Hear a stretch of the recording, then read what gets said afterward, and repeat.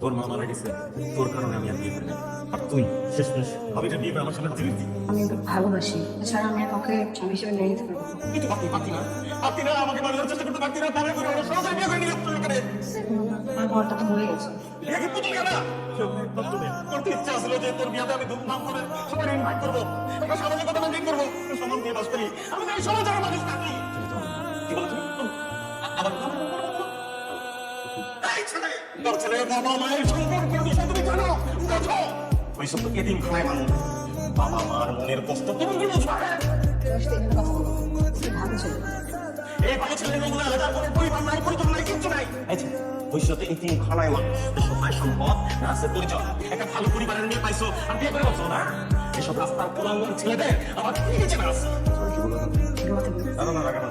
রাস্তার ছেলে কুলাঙ্গার। রাস্তার ছেলে নিজের বাবা মায়ের পরিচয় তুমি জানো? জানো তুমি? আসলে তো আপনার পাশে দাঁড়িয়ে আছে, জিজ্ঞেস করেন এর কথা আমি বলেছি নাকি বলেছি। ভাবি, বাবার সাথে কথা বলো না। কি হবে বাবু? আমি তো চাচ্ছি না কথা বলতে, অ্যাটলিস্ট তুমি বলো যে জামানের প্রোটেস্ট করবে, জামানের কথা বলবে। আমি তো আমাকে কথা বলতেছি, হ্যাঁ বিশ্বাস করে মেয়ে করছি। এতক্ষণ তোমার সাথে আমি ভালো করে কথা বলতেছিলাম, সেটাই বলতেছি তুমি একটা চালের সন্তান। আমি কথা বললে কেন? কারণ আমাকে ডাল তুমি গলা টেনে ধরলে। बस किसी का चले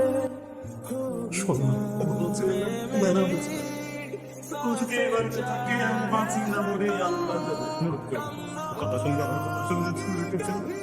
নিতে পারবো না, জামাই হিসাবে ওরা আমি কোনো নিতে পারবো না। শান্ত হলো তুমি। আমি তো বলে দিচ্ছি আমার জীবন থেকে সারা জীবনের জন্য চলে যাবে। ওর সাথে আমার কোনো সম্পর্ক নেই।